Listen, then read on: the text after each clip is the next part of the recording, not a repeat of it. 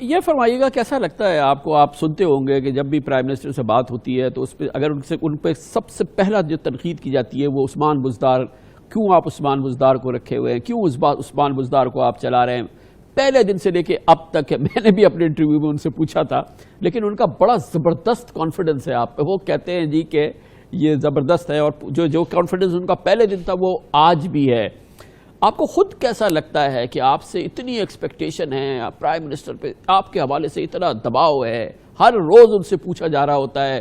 مجھے یہ پتا ہے کہ تمام جو حلقے ہیں جو ان کے ساتھ اتنے زیادہ قریب ہیں وہ بھی بار بار کہتے ہیں کہ سر آپ چیف منسٹر دوسرا دیکھیں.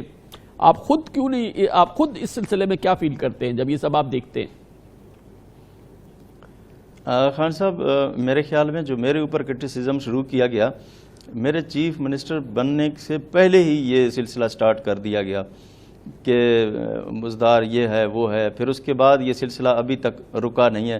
میں اپنے اکثر انٹرویوز میں کہتا رہتا ہوں جو میڈیا کا ہمارے سے پیار ہے وہ ابھی تک برقرار ہے. آپ پہ بڑا اس لحاظ سے دباؤ بھی ہے، آپ کو ڈیلیور کرنا ہے ان کو، پرائم منسٹر کو. آپ روزانہ دیکھتے، کبھی آپ کے دل میں آیا کہ آپ پرائم منسٹر کو بولیں گے سر آپ پہ اتنا دباؤ میری وجہ سے آتا ہے، آپ کسی اور کو رکھ لیں میری جگہ؟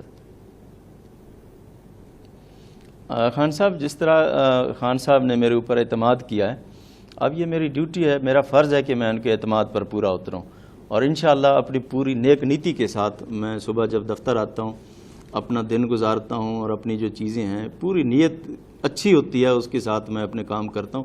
جب آپ کی نیت ٹھیک ہو تو پھر اللہ تعالیٰ آپ کی مدد کرتا ہے. تو کوئی بات نہیں، ہمیں تو 2 سال ہو گئے ہیں، اور اس طرف آپ دیکھیں کوئی 35 سال سے زیادہ کا عرصہ ہو گیا، تو پھر ہمارا موازنہ جب کیا جاتا ہے میرے خیال میں وہ انصاف نہیں کرتے.